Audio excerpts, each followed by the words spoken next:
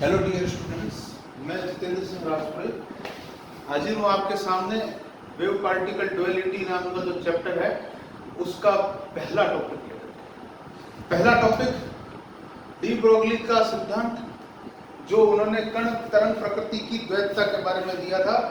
First topic is about wave particle duality given by the de Broglie. ये नियम क्या था?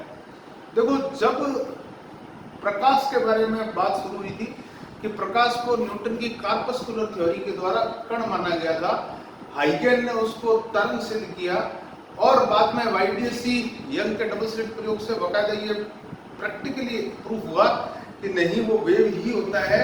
उसमें इंटरफेरेंस, डिफ्रैक्शन, पोलराइजेशन जैसे वेव्स के गुण भी खोज लिए गए, तो जो सिर्फ वेव्स ही दिखा सकती थी, पार्टिकल्स नहीं दिखा सकते थे। ये लास्ट वाले तीन गुण, व्यतिकरण, विवर्तन और ध्रुवण, इंटरफेरेंस, डिफ्रैक्शन और पोलराइजेशन।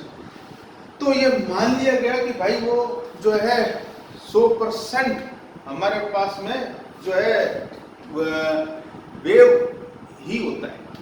मगर बाद में एक प्रयोग हुआ फोटो इलेक्ट्रिक इफेक्ट और एक प्रयोग हुआ ब्लैक बॉडी रेडिएशन। इन दो प्रयोगों में कुछ आवश्यकताएं ऐसी थी कि एक में पार्टिकल नेचर लाइट की माननी आवश्यक थी और एक में जो है फोटोन मानना जरूरी था। तो दोनों को रिजल्ट दिखाने के लिए डी ब्रोगली ने उस टाइम पर अपनी परिकल्पना की थी। यहाँ पे प्रिंसिपल की वर्ड पर कई बुक्स में आपको हाइपोथेसिस, यहाँ पे सिद्धांत की जगह पे अभिकल्पना लिखा हुआ भी मिल जाएगा, क्योंकि जब 1905 में डी ब्रोगली ने सिद्धांत दिया था तो डी ब्रोगली के पास में इसका सही होने का कोई प्रूफ नहीं था। बाद में 1927 आते आते उसको प्रैक्टिकली दोनों बातें जो ये कहता है ये प्रूफ हुई, तब इसको सिद्धांत वर्ड दे दिया गया, प्रिंसिपल वर्ड दे दिया गया। तो अगर आपसे हाइपोथेसिस भी कोई एग्जाम में पूछता है तो भी आपको यही टॉपिक ही उसमें लिखना है। अब ये कहता क्या है, अब ज्यादा इसके गुणगान ना करते हुए सीधे टॉपिक पर आते हैं। इसका स्टेटमेंट जो आपको कॉपी में लिखना भी है वो ये है कि कण प्रकृति व तरंग प्रकृति एक दूसरे की पूरक होती है। Wave nature and particle nature are complementary of each other. प्रत्येक कण तरंग की तरह एवं प्रत्येक तरंग कण की तरह व्यवहार कर सकती है। Each particle can behave like wave and each wave can behave like particle. ठीक है, इतनी बात तो हुई। अब जरा मैथमेटिक्स में चलते हैं। कण प्रकृति अगर दिखाई जाती है तो उसके पास में द्रव्यमान होगा, वेग होगा, है ना, ऐसी चीजें उसके पास में होंगी। तो इन चीजों को दिखाने के लिए यूज किया जाता है संवेग, मोमेंटम। जबकि तरंग प्रकृति, तरंग तो तरंग दैर्घ्य लैम्डा से दिखाई जाती है, वेवलेंथ से दिखाई जाती है। तो इनका आपसी संबंध भी ये साथ में बताता है। तो आगे आप लाइन में लिखेंगे भी और समझेंगे भी। कण प्रकृति का संवेग p एवं तरंग प्रकृति का तरंग दैर्घ्य लैम्डा निम्न प्रकार संबंधित होते हैं।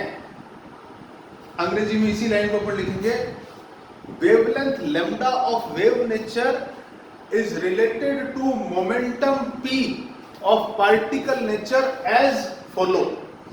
कैसे? लैम्डा बराबर h/p।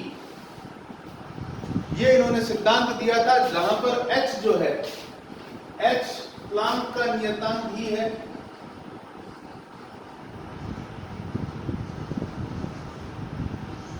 इसका मान 6.6 इंटू 10 की घात -34 जूल इंटू सेकेंड होता है। ठीक है, नेक्स्ट, इस फॉर्मूले में दो रूप इसके विशेष बनते हैं। पहला रूप, जो मोमेंटम होता है p, उसका एक फॉर्मूला होता है मास इनटू वेलोसिटी। तो आप इस फॉर्मूले को लैम्डा बराबर h/mv भी लिख सकते हैं। एक और फॉर्मूला होता है हमारे पास में गतिज ऊर्जा का, काइनेटिक ऊर्जा का।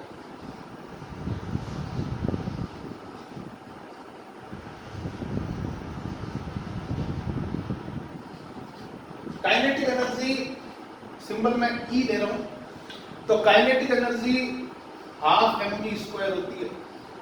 मैं इसको m square v square upon 2m भी लिख सकता हूँ, means something like p square by 2m भी लिख सकता हूँ। तो अगर इससे p का मान निकालूं तो 2m e के गुणा में आ जाएगा और रूट में चला जाएगा, तो p is equal to under root 2me। ये वैल्यू अगर मैं इस जगह पर रखूं तो मेरे पास में एक लैम्डा का इंपॉर्टेंट फार्मूला जो आएगा वो आ जाएगा something like h upon under root 2me।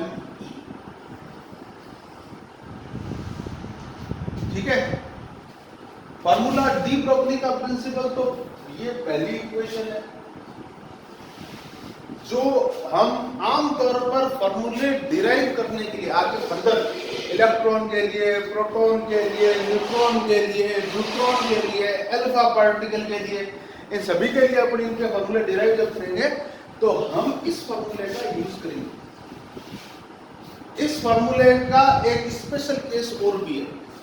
Special case जो पार्टिकल चार्ज्ड है, जिनके ऊपर आवेश है, उनके लिए यदि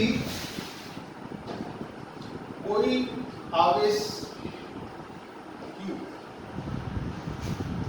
को विभवांतर V से त्वरित किया जाए तो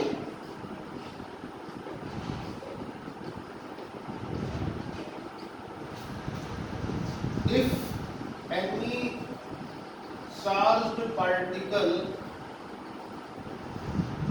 Q is accelerated by potential